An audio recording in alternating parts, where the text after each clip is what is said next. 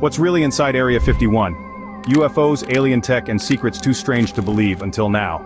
Let's open the gates. In the middle of the Nevada desert, surrounded by mountains and dry lake beds, there's a stretch of scorched land with no official purpose. For years, it didn't exist on any map, no signs, no flight paths above it. Even mentioning it was enough to raise eyebrows. This is where it all started, what would later become one of the most mysterious places in the world, Area 51. It began in the 1950s. The Cold War was heating up, and the United States needed a remote site to test its newest reconnaissance aircraft. The government zeroed in on a dried-up lake bed called Groom Lake. Isolated, flat, and with almost no civilians for miles, it was the perfect hiding spot. The base was established under the name Paradise Ranch to attract workers, but there was nothing paradise-like about it. Just dust, secrecy, and fences that led to more fences. Officially, the base didn't exist until 2013. Yes, that recently. Before that, every photo was classified and every record blacked out. Even pilots flying nearby were told to avoid the airspace, which was marked as restricted with no explanation. If they flew over it, they risked being intercepted by fighter jets. This place wasn't just top secret, it was invisible. A base built from the shadows, in the shadows.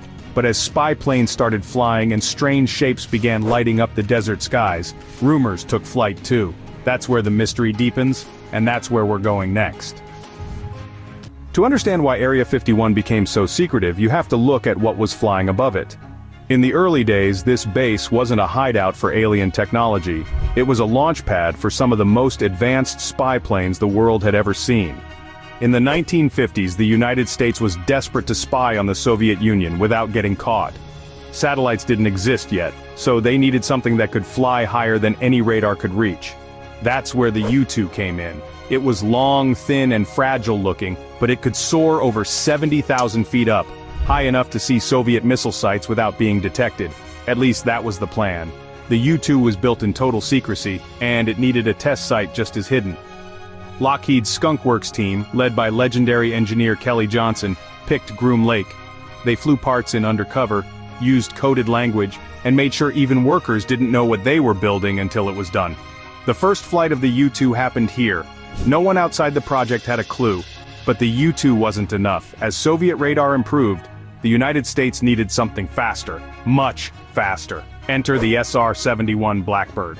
Sleek, jet black, and capable of flying over 3 times the speed of sound, it looked like something out of a sci-fi film.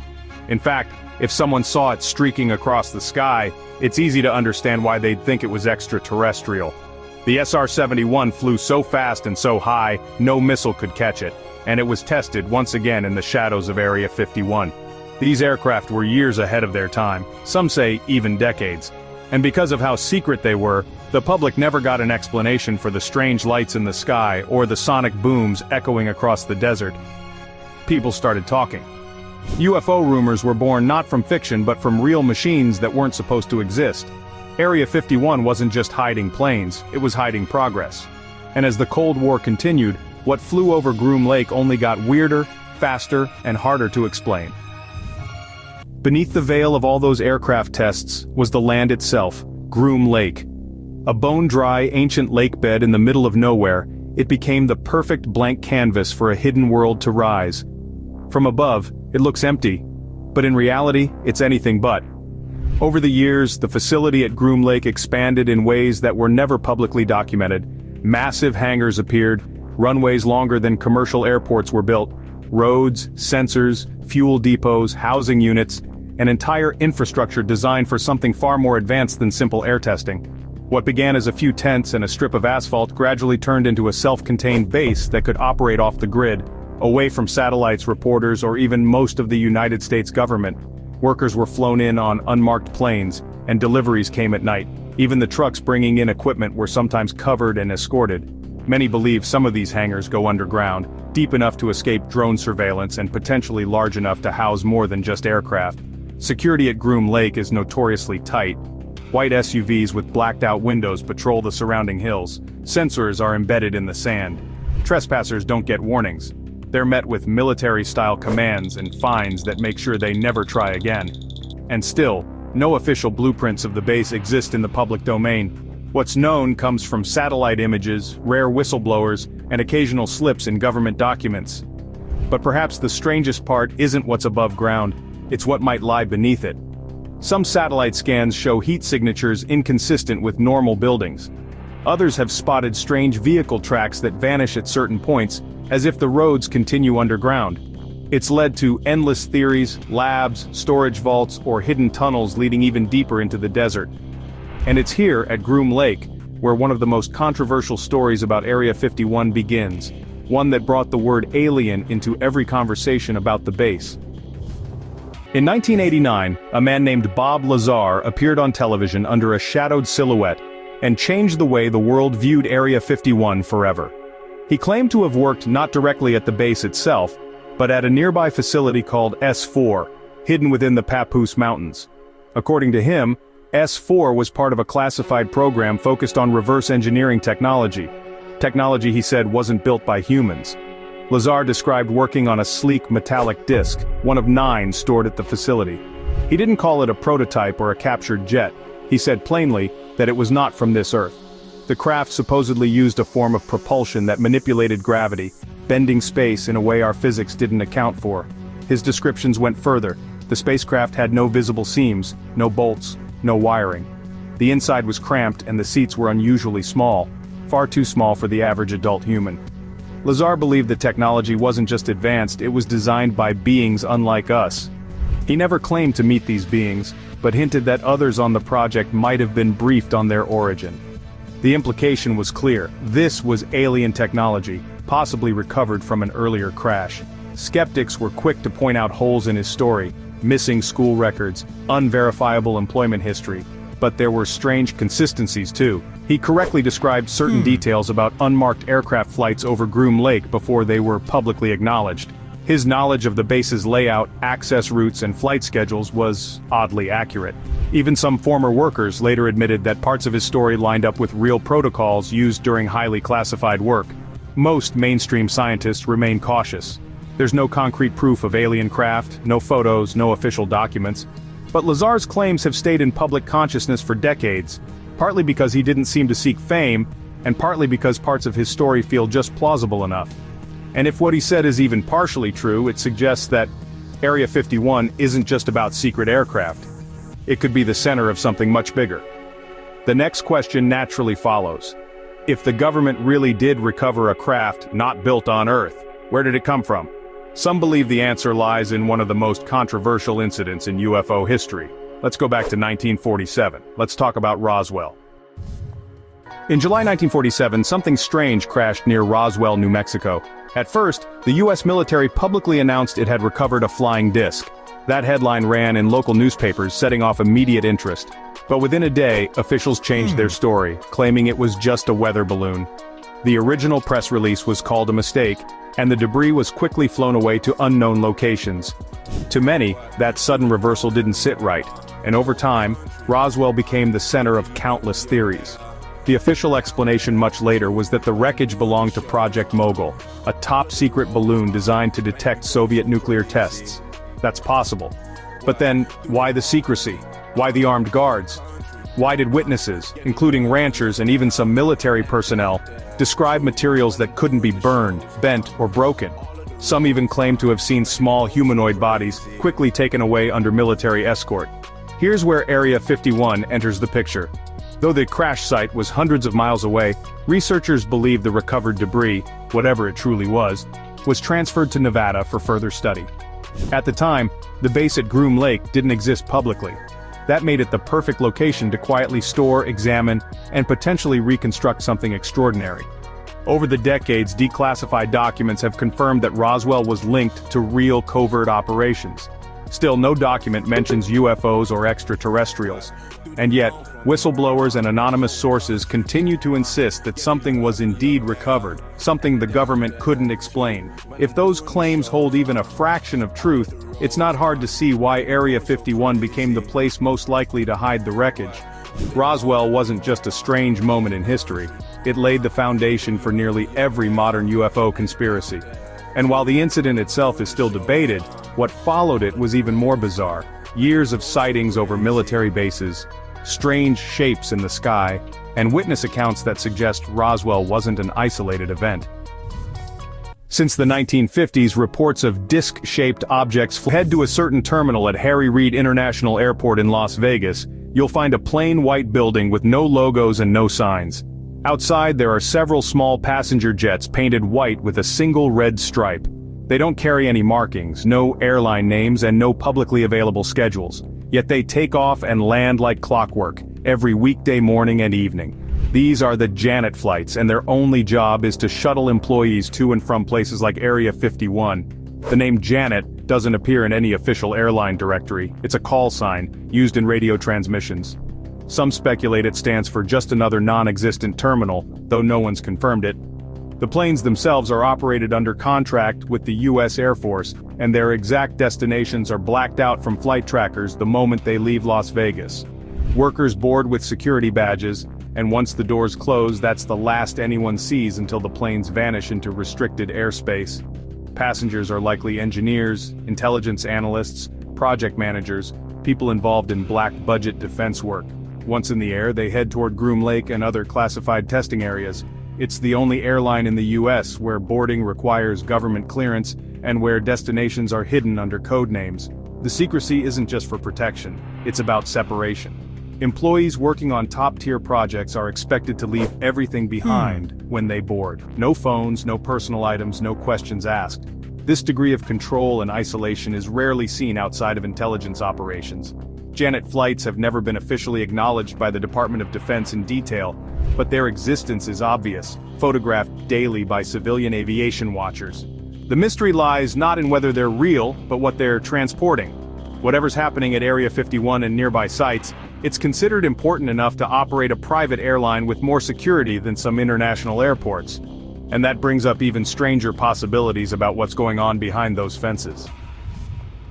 Area 51 has always been tied to advanced aircraft, but some of the claims connected to the base go far beyond jets and radar systems. Over the years, whispers have grown louder about more experimental programs, ones that stretch into areas like atmospheric manipulation and psychological control. The concept of weather modification isn't science fiction. In fact, during the Vietnam War, the US military used cloud seeding in Operation Popeye to extend the monsoon season. That was real. So it's not a leap to consider that such ideas may have evolved in the decades since. Some researchers believe that remote bases like Area 51 would be ideal environments for testing directed energy systems or weather-related experiments, far from public scrutiny and under total environmental control. There are also persistent claims, especially from ex-military personnel, that certain sections of the base were involved in researching how electromagnetic fields might influence the human brain. While much of this sounds like science fiction, declassified documents from past programs like MKUltra reveal that the government has tested such concepts before. So even if these experiments didn't start at Area 51, it's not unreasonable to consider that they may have been continued there, away from public records. Reports from some former workers mention entire buildings where access was restricted even to those with high clearance. Inside, according to a few anonymous sources, were strange chambers, electromagnetic isolation rooms, and experimental arrays designed to disrupt electronic signals, or possibly even brainwave patterns. Again, none of this is confirmed, but the consistency of these stories across multiple decades and witnesses is enough to raise eyebrows. What's compelling isn't just the theories themselves, but how tightly they're wrapped in secrecy. If there's nothing unusual happening, why hide the data so aggressively? Why allow public myths to grow unchecked? Maybe it's intentional. Maybe feeding wild speculation is safer than releasing the truth. Because while alien stories capture headlines, it might be the human-made tech that's more dangerous, and more real. While Area 51 gets most of the attention, it's not the only mysterious location hidden in the Nevada desert. In fact, it might not even be the most secretive. Roughly 70 miles northwest of Groom Lake lies another high-security military zone known as the Tonopah Test Range. Some people call it Area 52. It's used for testing drones, advanced weapons, and classified systems, but unlike Area 51, it's rarely mentioned in media or public records. Some researchers believe that the really sensitive projects may have shifted here over time, as attention to Area 51 grew too loud. Tonopah is surrounded by even more restricted airspace than Groom Lake, and satellite images show an expanding network of hangars, runways, and underground-looking structures. The entire area is heavily guarded, and entry is nearly impossible without military clearance. Unlike Groom Lake, there are fewer civilian reports of sightings or strange phenomena here, likely because it's even more cut off from roads and observation points. That silence only fuels speculation that the work being done at Tonopah may be more advanced than what the public assumes. Then there's Dugway Proving Ground in Utah, which has been described by some insiders as Area 51's chemical cousin. It's where the military tests biological agents, advanced detection systems, and possibly even containment technologies. Unlike Groom Lake, Dugway has confirmed links to chemical and biological defense programs. That adds another layer of mystery. If Area 51 is for flight systems, and Dugway is for biotesting, how many other bases are out there, each hiding a different branch of covert science? The vast Nevada test and training range, which includes Area 51 and Tonopah, spans over 2.9 million acres. That's bigger than some U.S. states. Not all of it is used for air testing. Some sections are rumored to be dedicated to underground facilities, sensor networks, and next-gen surveillance tech. And the truth is, nobody outside those programs really knows how deep it all goes, literally or figuratively. For decades, the official line was that Area 51 didn't exist. That silence helped keep operations invisible, but it also made accountability nearly impossible. In the 1990s, that changed when a group of former workers filed a lawsuit against the US government. Their claim? That they had been exposed to hazardous materials while working at the base, and that the government was refusing to acknowledge their illnesses or even confirm their employment. These weren't wild conspiracy theorists, they were technicians, truck drivers, and contractors who said they had handled barrels of unknown substances, operated near burning pits filled with strange waste, and suffered unexplained health issues years later. But because the government refused to officially admit that Area 51 was real, the workers couldn't even prove where they had been employed. Their medical cases were stuck in limbo. In 1995, the Clinton administration signed an executive order exempting the Air Force's operating location near Groom Lake, Nevada from environmental disclosure laws. That wording, without ever naming Area 51, was the first public hint that the base was real. The reason for the exemption? National security. But critics argued it was just a way to avoid court rulings that would have forced officials to admit to the dumping of toxic materials. Journalists and watchdog groups tried to investigate, but nearly every request was blocked under classification rules. Even today, much of what happened during that era remains locked away. The workers who came forward never saw compensation. Some passed away while still fighting for recognition. Their stories rarely make headlines, but they provide a rare, grounded look into the consequences of extreme secrecy. It's easy to focus on UFOs and alien tech, but sometimes the more troubling story is the human one. When secrecy goes so deep that even workers can't speak about what they were exposed to, it raises serious questions. Not just about what's being hidden, but about who's being protected. Because if these cases are just the tip of the iceberg, what else is buried under decades of classified silence? Decades after its existence was unofficially acknowledged, Area 51 remains shrouded in secrecy. In a world of leaks and satellites, this one patch of desert still hides something that even now, the public isn't allowed to understand. The question has shifted from what's inside to why don't we know? Sure, we've seen spy planes and heard about Cold War tech, but those are old programs, safe to reveal. What's never discussed are the current projects, the ones that require expanding hangars, deeper underground structures, and airspace so restricted that not even satellites catch details clearly. Construction continues, but no one explains why. Some believe what's hidden isn't just advanced aircraft, it's propulsion systems that break current physics, energy sources decades ahead of anything commercial, or maybe something recovered and still being studied. Others think it's about control, keeping revolutionary discoveries out of public hands until the time is right. Or perhaps forever. What makes Area 51 so unique is how successfully it hides in plain sight. The government doesn't deny it anymore, but it still refuses to talk. Every release is carefully limited, every rumor is left unconfirmed. The mystery isn't accidental, it's intentional. And that might be the greatest secret of all, not what they're hiding, but that they've convinced the world to stop expecting real answers. It was a quiet evening in downtown Los Angeles when a rooftop security camera picked up something that shouldn't have been there.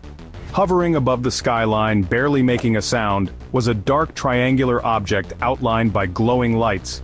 The footage quickly made its way online, sparking a storm of speculation. The triangle didn't blink, sway, or drift like a drone. It held position with eerie precision. Then, without warning, it rotated slowly and moved away in a smooth, calculated motion, far too steady and silent for any known aircraft. What makes this sighting especially strange is that it happened right above one of the most watched and filmed cities in the world. If this had been a drone or aircraft, someone would have claimed responsibility.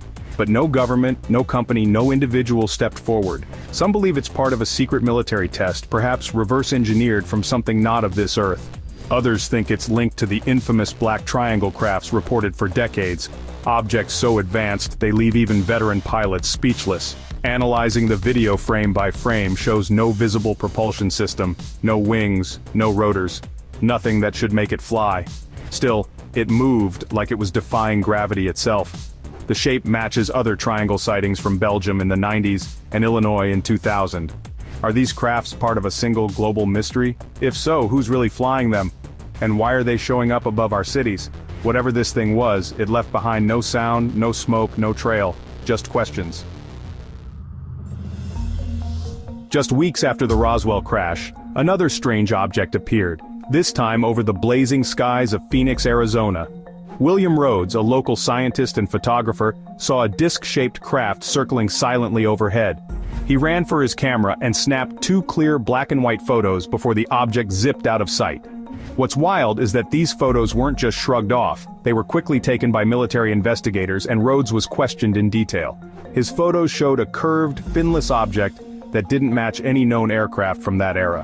What adds weight to this case is its timing. The summer of 1947 was swarming with UFO reports across the country, but few had actual photographic proof like this. Even now, decades later, these images haven't been debunked. They've shown up in military documents, official memos, and even leaked into public archives. Some researchers believe what Rhodes captured was an early surveillance vehicle, just not one of ours. If that's true, then whatever was flying above Phoenix that day was already ahead of anything we'd built at the time. Right above the Vatican's sacred skyline where history, religion, and mystery intersect, something unusual appeared in 2021. A strange glowing orb hovered in the clouds behind the dome of St. Peter's Basilica. Not just a glimmer or reflection. This was a solid spherical form casting its own color and light. Just when the sky seemed calm, it drifted slowly across the skyline, visible to anyone who happened to look up at the right moment. What stunned observers wasn't just its shape or color, but how out of place it looked in a city where every inch of the sky is monitored. This wasn't a bird, drone, or balloon. The object didn't waver or flicker, and it didn't behave like anything common. It glowed with a faint hue, some said bluish, others saw gold, and held steady in place before fading out without a trace. The location adds another level to the mystery. The Vatican has long been the subject of speculation when it comes to space and the unknown. Its observatory in Arizona studies deep space and whispers about secret documents hidden in the Vatican archives never seem to die down. Could it be that whatever appeared over the Vatican that day wasn't random? Was it a sign, a message, or something far more advanced quietly observing the most guarded seat of spiritual power on Earth? Whatever that orb was, it didn't belong there. And no one, not officials, not the church, gave an answer. Just like that, the sky closed again, and the questions stayed. It was supposed to be just another morning for a Peruvian TV crew filming a lifestyle segment in Lima, but behind the presenter something began to shift in the sky, strange dots, gleaming and suspended in perfect formation. At first, no one noticed. Then, the crew turned to look. Above them was a small fleet of unidentified flying objects, arranged in a tight group, slowly drifting over the city's skyline. They weren't planes, they weren't birds, and they definitely weren't floating debris. What made this sighting so unique was the number of witnesses. Dozens of passers-by stopped and stared. Local journalists and UFO researchers showed up within hours. The objects held their shape, moved with unnatural synchronization, and stayed visible for an extended time in broad daylight. Some said it felt almost like they were being watched from above. Lima isn't new to this. The region is steeped in ancient legends about beings from the sky. Peru has some of the highest numbers of reported sightings in South America. Whether it's the Nazca lines or the massive geoglyphs seen only from the air, Many believe this land has long had a connection to something not from here. Was this fleet over Lima just another chapter in that connection, or a direct demonstration for all to see? No military aircraft responded, no agency stepped in. The sky filled with watchers, and then they vanished as calmly as they came. Thousands of people pass through Chicago O'Hare every day. But on November 7, 2006, something happened above Gate C-17 that shook even the most seasoned airport workers. Several employees reported seeing a metallic disc silently hovering above the terminal just beneath the cloud ceiling. Pilots, baggage handlers, and airline supervisors all described the same thing, an object with a smooth, dark body, no wings, no sound, and no explanation. What's more chilling is what it did next. After hovering for several minutes, the craft shot upward with such force that it punched a clean hole through the clouds. Witnesses said the gap in the sky remained visible for several minutes, yet no radar picked it up. No official explanation was ever given, and aviation authorities quickly downplayed the event. What makes the O'Hare incident stand out is its setting. A major airport with restricted airspace, constant monitoring, and tight regulations. How could something so clearly visible evade detection? Why were those who spoke up discouraged from discussing it? Many now believe this was more than just a flyover. It was a controlled observation, a quiet show of presence right over one of the busiest places in the country, and like so many other encounters, it left behind no trace, just disbelief, silence, and sky. Jerusalem's ancient skyline, where spirituality and history collide, became the center of something unexplainable one quiet night in 2011. Above the golden dome of the rock, a glowing orb appeared in the sky. It wasn't faint, it hovered with intent, brilliant white, pulsing gently. Then in a blink it dropped straight down toward the dome, paused just above it, and in a flash of light that lit up the entire sky, it shot back upward at impossible speed. What makes this sighting so hard to ignore is the location. The Dome of the Rock isn't just sacred, it's monitored, guarded, and constantly under surveillance. The object's movement wasn't random, it was deliberate. Some say it was a kind of scanning or data collection. Others think it was a display. A silent, powerful message. And this wasn't a single witness event. It was seen by people in different parts of the city, from various angles, all describing the same thing. Skeptics tried to dismiss it as camera tricks, but the sheer number of matching reports makes that hard to swallow. Why Jerusalem? Why one of the holiest sites in the world? Was it a warning, a visit, or just a glimpse at how often we're being watched without knowing? Either way, that flash above the dome burned itself into the minds of all who saw it, and to this day, no one has provided an answer that holds up. Popocatépetl is one of Mexico's most active volcanoes and, strangely, one of its most active UFO hotspots. In 2020, a massive cylindrical object was spotted entering the crater at full speed. Captured by a permanent volcano monitoring camera, the object glowed with intensity and moved too fast to be a bird, drone, or plane. It didn't crash, it just disappeared inside the volcano as if it belonged there. This wasn't a one-time event. Over the years, dozens of unexplained objects have been seen flying into and out of this volcano. It's become so common that local media no longer treats it as shocking. But this 2020 sighting stood out. It was clear, large, and direct. Some believe there's something beneath the mountain, a base, a hidden facility. Even ancient legends from nearby communities tell of sky beings connected to Popocatépetl. Why would something that advanced head straight into an erupting volcano? That's the part no one can answer. Unless, of course, it wasn't trying to avoid the eruption, it was going home. In 1996, during the Space Shuttle Columbia's STS-75 mission, NASA astronauts deployed a long experimental tether into space, over 12 miles long. But something unexpected happened. The tether snapped and drifted away. As cameras focused on it, something appeared in the background. Then dozens, then hundreds. Bright circular objects floating behind the tether, pulsing, shifting, moving with intelligence.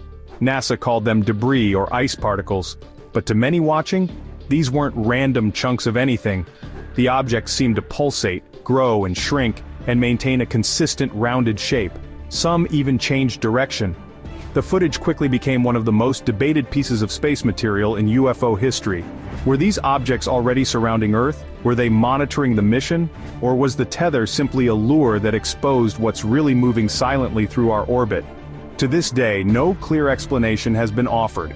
What's certain is that for a few minutes the cameras caught something NASA didn't expect, and maybe didn't want us to see. In December 2009, Moscow's skies became the scene of one of the strangest urban UFO sightings ever recorded. A massive pyramid-shaped object was spotted floating directly above the Kremlin, the heart of Russian political power. It wasn't speeding, blinking, or trailing smoke, it hovered. Silent, motionless, spinning slowly, almost deliberately. Eyewitnesses from various parts of the city described the same thing, a dark geometric structure hanging over Red Square like something out of a science fiction film. What's even more baffling is the size. Estimates suggest the object was nearly a mile wide, far too large to be any known drone or aircraft. Some videos show it slowly rotating in place, suspended as if unaffected by gravity. Others captured it at a different angle, still unmoving, still silent. It didn't blink or pulse like a balloon caught in the wind. It held its shape with an eerie stillness. The Russian government made no official statement, and state media quickly moved on. But the people who saw it didn't forget. Many believe this was a show of force, or a reminder. The choice of location couldn't have been more symbolic. The Kremlin, the very center of geopolitical power. Whatever hovered there that night wasn't ordinary, and it left behind no answers, only silence and sky. Among the most puzzling military UFO sightings ever declassified is the so-called teardrop object, captured in a black and white infrared image by a U.S. reconnaissance jet. The photo, kept classified for years, shows a glowing, crescent-shaped object suspended high above the Atlantic Ocean. It wasn't drifting, it wasn't breaking up, it held a sharp, defined shape, and appeared to be emitting its own heat signature, unlike anything natural or known in aviation. What makes this case even more compelling is the military context. The photo was included in a set of unclassified intelligence reports released in 2023, connected to ongoing investigations by the Pentagon's UAP task force. There was no radar track, no identification, just an object behaving in ways no known craft should, stationary at extreme altitude, and completely immune to jet wash or weather effects. Some theorists believe this teardrop wasn't flying at all, it was stationed, like a sentry or a probe. Others suggest it's part of a broader network of monitoring devices constantly watching from just above where our jets can fly. The eerie glow in the infrared image adds to its mystery. Some claim it's the heat signature of an active engine, but with no trail, no sound, and no movement, it's impossible to say. This isn't a grainy light in the distance, it's a clear shape. A real object, photographed by trained personnel and quietly filed away, until now. And if this is just one of the images they're letting the public see, what else is still locked behind classified stamps? It was a quiet morning in Great Falls, Montana, when Nicholas Mariana, the general manager of the local baseball team, looked up and saw two bright silvery objects moving swiftly through the sky. With a 16mm color camera in hand, he captured something that would become one of the most studied UFO films in U.S. history. The footage shows two rotating disc-like shapes cruising across the sky in broad daylight, clear, fast, and steady. This wasn't a story passed down by word of mouth or hidden in hearsay. The film exists, and it was sent directly to the U.S. Air Force for analysis. Investigators at the time admitted the objects were unknowns. Unlike later attempts to brush off similar sightings, this one received serious attention. Project Blue Book, the Air Force's official UFO program, kept it in its files for years. It was even shown in the 1956 documentary UFO, marking one of the first times the public got a real look at something unidentified and officially acknowledged. Skeptics tried to explain the objects as reflections from jets, but Mariana had filmed those same skies before, and nothing he'd seen compared to what showed up on that reel. The speed, brightness, and synchronized motion of the two objects didn't match anything flying at the time, and this was 1950, long before modern drones or digital effects. What makes this case so powerful is its simplicity. Clear footage, a credible witness, immediate military interest, and no real answer. 70 years later, the film still holds up, still raises eyebrows, and still makes people wonder, what exactly did he catch above the plains of Montana that day? Paris, one of the most photographed cities in the world, became the unexpected stage for a modern mystery in 2010. On a clear afternoon, tourists snapping photos of the Eiffel Tower noticed something strange hovering nearby. A dark, disc-like object suspended in the sky, motionless and silent. The shape was too defined to be a cloud, too steady to be a bird, and too far out of place to be ignored. Several people captured it from different angles, and the object was visible in more than one image, always in the same position, always keeping its distance. What made this event especially eerie was how unnoticed it seemed in the moment. No sound, no trail, no disruption. Only later, when photos were reviewed, did people begin to realize something unexplainable had entered the frame. Experts examined the images and dismissed lens flares and reflections. The object had a solid edge, a real shadow, a physical presence. Why the Eiffel Tower? Some think it's the symbolism. Iconic locations seem to attract attention, especially from above. Others speculate the object was observing, perhaps scanning, blending into a place where the sky is constantly filled with balloons, helicopters, and planes. But this wasn't any of those. It came, it hovered, and it vanished. No explanations, no claims of responsibility, just an unidentified object floating above the most recognized landmark in Europe, captured forever by unsuspecting tourists who had no idea their vacation photo might hold something truly otherworldly. In the heart of a war zone where every inch of airspace is tracked, watched, and locked down, something silently slipped through. In 2016, over Mosul, Iraq, a U.S. military drone captured footage of a strange metallic sphere moving calmly through the sky. No visible wings, no heat signature, no exhaust. It just floated, steady, controlled, deliberate. In 2023, this footage was officially released by the Pentagon's AARO division, confirming its authenticity. What makes the Mosul orb so unique is the context. This wasn't rural farmland or a quiet desert, it was an active combat zone monitored by some of the most advanced surveillance tech on Earth. And still, no one could explain it. It didn't trigger alerts, didn't respond to tracking systems, and didn't behave like any aircraft, military or civilian. Military analysts had no answers. The object didn't match any known drone profile, and it seemed to move with intelligence, not randomness. Some theories claim it's a foreign surveillance tool, while others point to its eerily similar behavior to past orb sightings around nuclear facilities and sensitive areas. Why would something like this be calmly navigating a conflict zone, observing, testing, or simply making itself known in plain sight during one of the most heavily documented wars in modern times? The Pentagon called it unresolved. For the rest of us, it raises a deeper question. If these spheres are watching our wars, what else are they watching? Off the coast of Santiago in 2014, the Chilean Navy encountered something they couldn't explain. A military helicopter flying a standard daytime patrol mission spotted a long, dark object moving swiftly through the sky. When viewed through the onboard infrared camera, the shape was clear, a sleek, cigar-like craft gliding without wings, sound, or any visible propulsion. But what truly shocked the crew was the trail it appeared to leave behind. A discharge of some kind, visible only in thermal imaging. Not smoke, not vapor, something else. The object wasn't detected on radar, no transponder, no response to radio calls. The pilots tracked it for nearly 10 minutes, watching it shift speeds and angles effortlessly.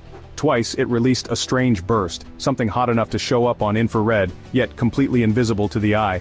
To this day, no one knows what it was made of, or how it moved like that. Chile's government didn't hide it. The footage was handed over to CFAA, their official aerial anomalies committee, and in 2017, it was made public with full transparency. Experts from multiple fields, aviation, physics, military, reviewed the data. None could identify it. They ruled out weather balloons, aircraft, drones, or debris. That elongated shape has since shown up in sightings across the globe, always in restricted zones, always acting just beyond what we consider possible. The Chilean Navy's encounter stands as one of the clearest, most detailed official UFO cases released by any country. Whatever that object was, it didn't come to play. It came to be seen. And then, just like that, it was gone. On the night of March 13, 1997, something massive passed silently over Arizona. Thousands of people from Phoenix to Tucson looked up and saw a giant V-shaped formation of lights moving across the sky. It wasn't fast, it wasn't loud, it just glided, slow, steady, and so huge that it reportedly blocked out stars as it passed overhead. Some saw 5 lights, others counted 7, but nearly everyone agreed on one thing. This wasn't a plane, a helicopter, or anything familiar. The first wave of sightings began around 7:55 p.m. near Henderson, Nevada, and continued for hours as the object traveled southeast across Arizona. Eyewitnesses described it as being the size of multiple football fields, completely silent and flying unusually low. One witness said it felt like a living thing. Another said it was close enough to touch. None of the major military bases in the area took credit. There were no warnings, no alerts, just silence. Later that evening, the official explanation was that the lights were flares dropped by the Air National Guard during training exercises. But that explanation came weeks after the incident, and it didn't match what most people saw.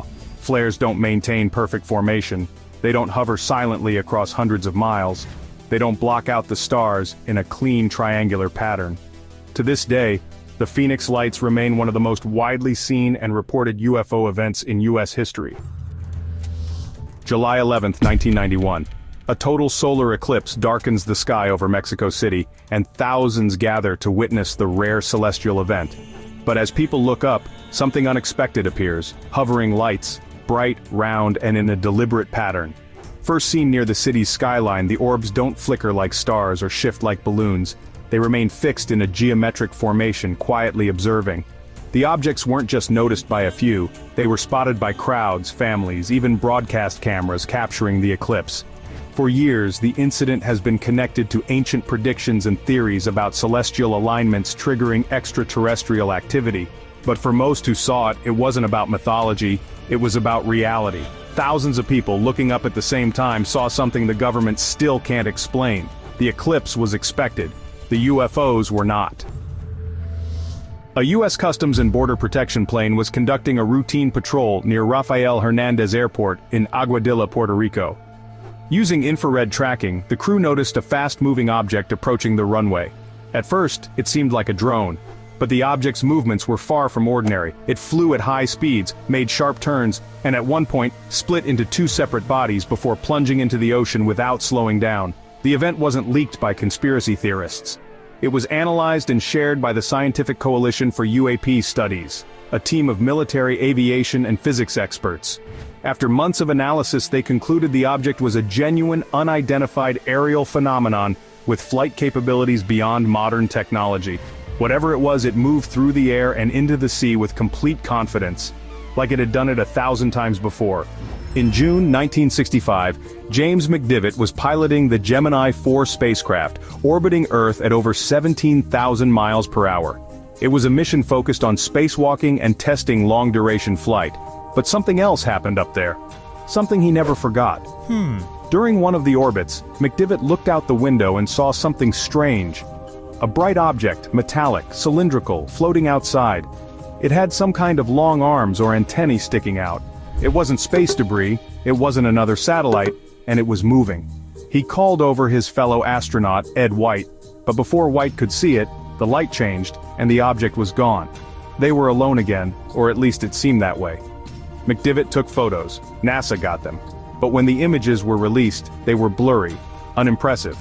The strange craft that McDivitt described wasn't in them, or maybe it was, buried somewhere in the film, altered, dismissed. NASA's explanation? Space debris, a reflection, a trick of the light. McDivitt never backed down from his sighting. He knew what he saw and he knew it wasn't normal. Years later he would say that it didn't look like anything he had ever seen before. And he was an Air Force test pilot. He had spent years in the skies training his eyes to recognize aircraft and celestial objects. This wasn't one of them. NASA moved on, never investigating further. The public moved on, distracted by bigger missions, bigger achievements. But the question lingers. If experienced astronauts can't explain what they saw, then who can? Some sightings happen in the blink of an eye. Others stretch into something more, something that lingers. Story Musgrave, a veteran astronaut with 6 space flights under his belt, didn't see a quick flash or a distant dot. He saw something moving, something alive. During one of his missions aboard the space shuttle, Musgrave reported seeing a long, white, snake-like object twisting and undulating in the vacuum of space. Not debris, not a piece of the shuttle breaking off. Something organic in its movement. It wasn't following a predictable path like a satellite or a spent rocket booster. It seemed to be swimming. Musgrave was no amateur. He was a scientist, a surgeon, a man trained to analyze and explain, but he never found a real answer. NASA chalked it up to ice particles, maybe a loose piece of insulation. But that explanation never fit quite right. Ice particles don't move like that. They don't coil and slither. And here's the eerie part. He wasn't the only one to see something like this. Other astronauts from both American and Russian space programs have spoken about strange, snake-like objects appearing outside their spacecraft. The kind of sighting that doesn't make it to the front pages. The kind of thing people dismiss because it shouldn't exist. But if it was just space debris, why did it move with intent? Why did it behave as if it was observing? If anyone else had said it, it might have been ignored, but this was a man who had spent nearly 1,300 hours in space. A man who knew the difference between floating junk and something else. And Musgrave's sighting was not the first time an astronaut reported something unusual moving alongside them. Years earlier, John Glenn had a different kind of encounter, one that NASA scrambled to explain. In 1962, John Glenn became the first American to orbit Earth. Alone in his tiny capsule, Friendship 7, he was focused, alert, completely immersed in the mission. Then, something unexpected happened. A glow. A swarm of tiny, shimmering lights surrounding his spacecraft. They flickered and pulsed, moving in ways that defied expectation. Hundreds of them, maybe more, drifting and dancing around the capsule. He called them fireflies. For minutes he watched them, confused but mesmerized. They didn't seem threatening. They didn't behave like ice particles, which would simply follow the motion of the spacecraft. They seemed independent, as if they had appeared for a reason. Glenn reported everything to Mission Control. On the ground, engineers scrambled for an answer. They needed an explanation, something ordinary, something technical. Later, NASA would say the fireflies were frozen condensation breaking away from the spacecraft. Tiny ice crystals reflecting sunlight, disturbed by Glenn's movements. A neat and tidy answer, maybe even a true one. But some weren't convinced, because Glenn wasn't the only astronaut to see them. Over the years, other space travelers described similar glowing, moving lights appearing outside their spacecraft. Each time, NASA gave the same answer: just ice, just reflections, just a trick of the light. But what if it wasn't? What if something was out there, watching? Something that appeared when it wanted to, choosing when to be seen. And as space missions continued, reports like Glenn's didn't stop. In fact, one of the most bizarre sightings came decades later, caught on camera during Space Shuttle mission STS-80, a sighting that NASA never quite explained. Space Shuttle missions were routine by the 1990s. Cameras captured everything, inside, outside, around the shuttle. Every movement, every anomaly was recorded. And in 1996, during mission STS-80, something appeared on camera that left experts and astronauts speechless. During the mission, astronauts on board the shuttle Columbia were filming Earth when strange circular objects appeared. These weren't specks of dust or camera glitches. They moved with purpose, entering the frame one by one, slowing down, changing direction. Then, in an eerie moment, they formed a loose formation, almost like they were aware of each other. The footage showed one object moving toward Earth's atmosphere, stopping suddenly, and hovering as if it was observing something below. Objects that behave like that don't exist in conventional spaceflight. Satellites don't stop mid-orbit. Space debris doesn't maneuver in unison. NASA never gave a clear answer. The official explanation suggested ice crystals, but the way these objects moved made that hard to believe. Ice crystals don't halt, change speed, and float in patterns. Whatever was in that footage wasn't behaving like debris. The video became one of the most compelling pieces of NASA-captured UFO evidence. Experts debated its meaning for years, but no one could provide an explanation that made sense. The STS-80 footage remains an unsettling glimpse into something unknown, something watching. And yet, STS-80 wasn't the only space shuttle mission where strange things were caught on camera. Just a year before, during STS-75, something even more bizarre happened. It started as a simple experiment. The crew of STS-75 deployed a long, thin tether into space, nearly 12 miles of conductive cable stretching out from the shuttle. It was meant to test electricity generation in orbit, but what happened next shocked everyone watching. The tether broke. Instead of functioning as planned, it drifted loose, floating away from the shuttle. NASA was disappointed, but the real story began when cameras zoomed in on the escaping tether. Dozens, maybe even hundreds of strange glowing objects began appearing around it, circular, pulsating, and massive compared to the tether itself. They drifted in, moving in ways that didn't match space debris. Some had holes in their centers like classic flying saucers. They didn't just pass by, they seemed drawn to the tether, clustering around it, almost inspecting it. Millions watched the footage live. When NASA realized what was being broadcasted, they quickly dismissed it. Ice particles, debris, out-of-focus camera distortions, anything but something unexplained. But the video showed otherwise. The objects were moving independently, shifting directions, acting as if they were under intelligent control. Debunkers tried to explain it away, but no explanation fully accounted for the sheer number of objects, their size, their synchronized movements.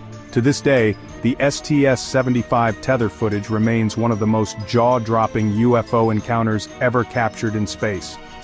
But unexplained encounters didn't start with shuttle missions. One of the earliest astronaut UFO sightings happened decades earlier, and it came from a man who had nothing to gain by lying. Gordon Cooper saw something up close, something that should have never been there. Gordon Cooper wasn't just any astronaut. He was one of NASA's first, the Mercury 7, America's space pioneers. He was a combat pilot, a man trusted with national secrets, someone who didn't deal in fantasy. When he said he saw a UFO, people listened. His first encounter happened years before he went to space. While stationed at Edwards Air Force Base in the 1950s, Cooper and his team witnessed a flying saucer land right in front of them. They filmed it, reported it, and handed the footage over to higher-ups. It was never seen again. But Cooper's most famous UFO story happened in orbit. During his Mercury Atlas 9 mission in 1963, something strange appeared outside his capsule. A glowing greenish object moving at incredible speeds. It wasn't a satellite, it wasn't space debris. Radar operators on the ground confirmed they were tracking it, meaning it wasn't just an optical illusion. Cooper radioed the sighting to NASA, but when he landed, something changed. Reporters weren't allowed to ask about it. Official transcripts omitted any mention of the UFO, and Cooper was told never to discuss it publicly. Years later, he broke his silence. He openly spoke about UFOs, about the things he saw, about the government's refusal to acknowledge the truth. He was convinced that extraterrestrial intelligence was real, that it had been here, that it had been watching. Leroy Chiao was no stranger to space. As commander of Expedition 10 aboard the International Space Station, he had spent months in orbit, staring out into the endless blackness, watching Earth drift below. But one day, something appeared that defied explanation. It happened during a spacewalk. Chiao was outside the ISS, floating hundreds of miles above the planet, performing routine maintenance. His attention was focused, his mind locked on the task at hand. Then, out of nowhere, something caught his eye. A row of lights, bright, evenly spaced, moving in formation. Not a single object, but multiple, traveling together against the backdrop of Earth. They weren't following the usual paths of satellites. They weren't space debris tumbling in unpredictable motions. These lights moved with precision. Chiao was stunned. He tried to make sense of what he was seeing. It was unlike anything he had encountered before. When he reported the sighting, explanations came fast. Fishing boats on Earth, city lights reflecting off the atmosphere. But something didn't sit right. The objects he saw weren't below him. They were out in space, moving independently. NASA didn't pursue it further. Like so many astronaut UFO sightings, it was brushed aside, rationalized, filed away. But Chiao remained fascinated by what he had witnessed. He never claimed it was alien, but he never found a satisfying explanation either. It was another reminder that even in the most controlled, high-tech environments, things appear that can't be explained. And astronauts, trained to be the sharpest observers in human history, keep seeing them. Edgar Mitchell wasn't just another astronaut. He was a scientist, a decorated Navy officer, and one of only a handful of humans who had walked on the moon. But after his Apollo 14 mission, his focus shifted. Because Mitchell had learned something he couldn't ignore. He never personally saw a UFO in space, but what he did see was even more compelling. He met people deep inside military and intelligence circles who told him, off the record, that we were not alone. He claimed that extraterrestrials had been visiting Earth for a long time, that the government knew, and that the truth was being kept from the public. Mitchell wasn't just speculating. He spent years talking to high-level officials, including those who had worked at Roswell. He spoke with military officers who swore they had seen crashed crafts, dead extraterrestrial bodies, and technology so advanced it made modern aircraft look primitive.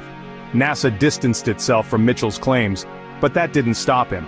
He gave interviews, wrote books, and insisted that world governments had been suppressing knowledge of UFOs for decades. He even hinted that some astronauts had seen more than they were allowed to admit. And yet, Mitchell's words weren't completely unique. Across the world, in the heart of the Cold War, Soviet cosmonauts had been witnessing strange things of their own. But unlike in the West, their encounters were buried even deeper in secrecy. It wasn't just American astronauts who reported the unexplainable.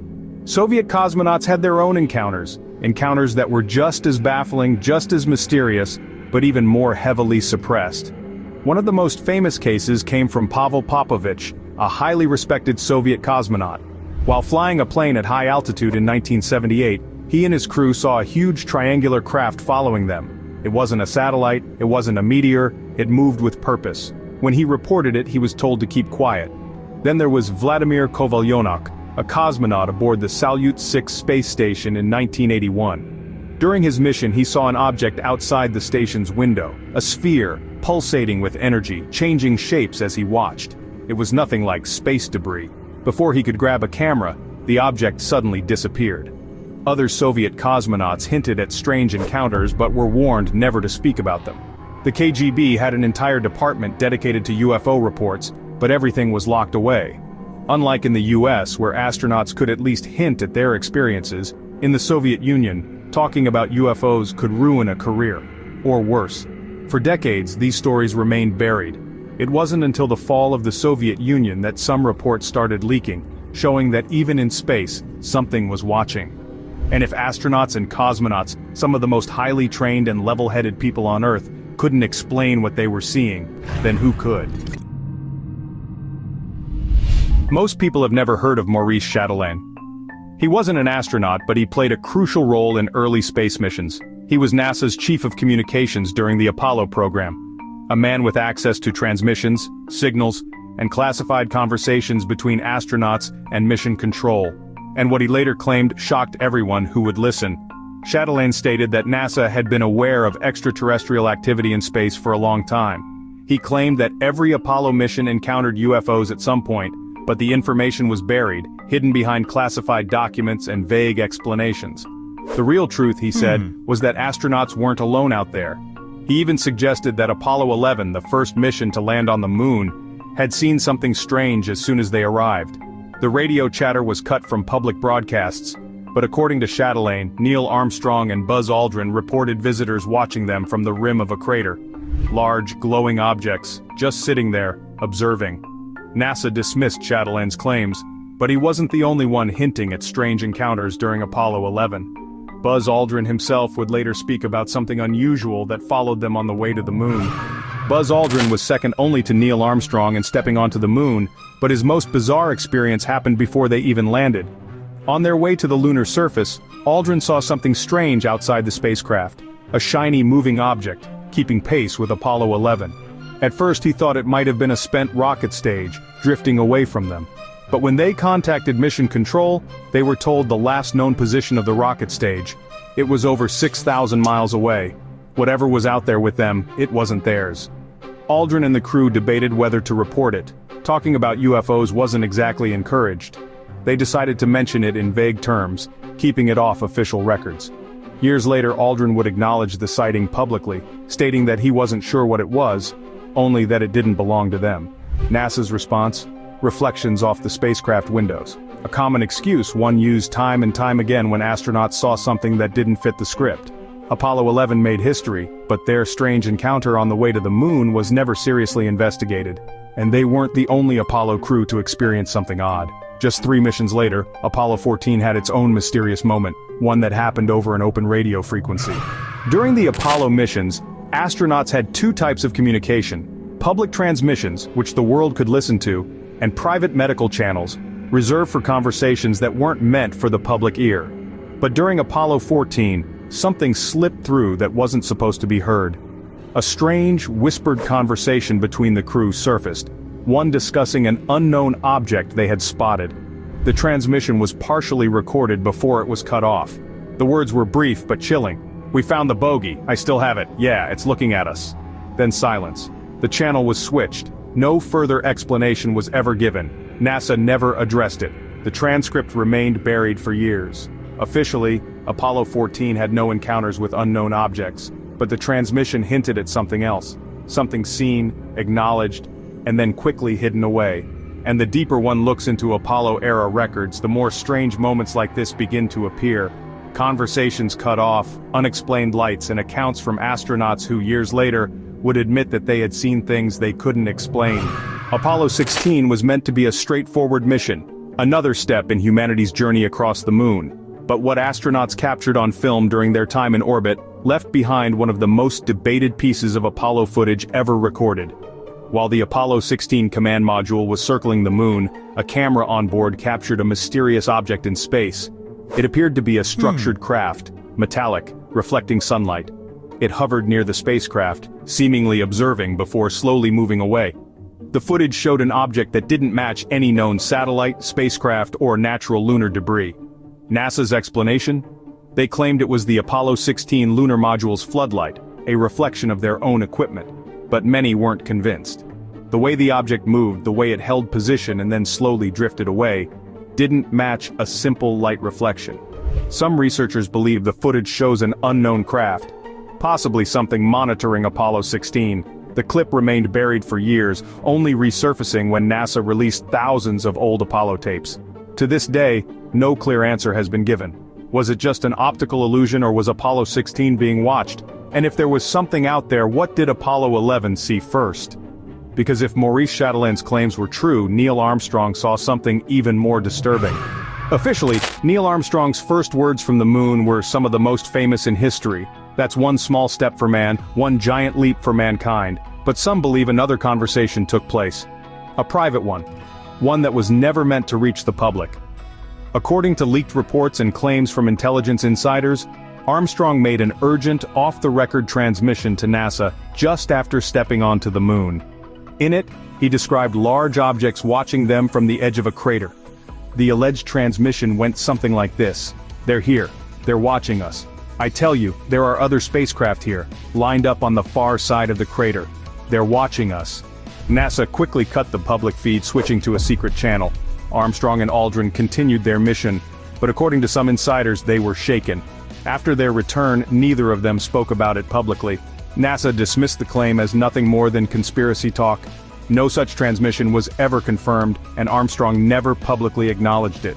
But years later, other astronauts, including Edgar Mitchell, hinted that Apollo 11 had seen something unusual on the moon. If Armstrong really had a secret conversation that day, what was so important that it had to be hidden from the world?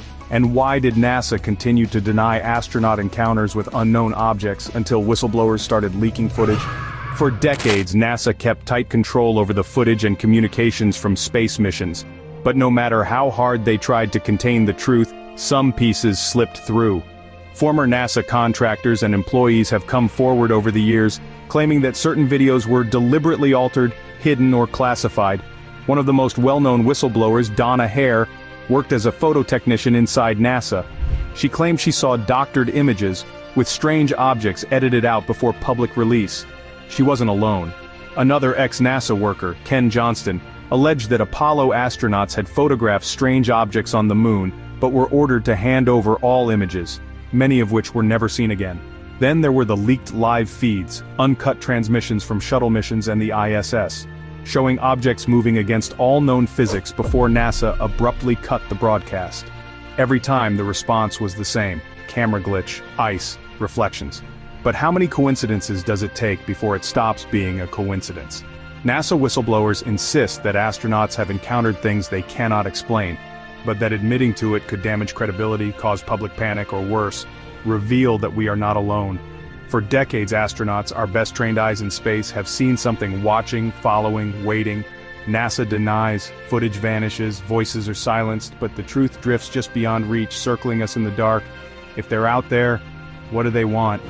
That's about it. Do you believe in aliens? Let me know in the comments. For more useful information, watch other videos.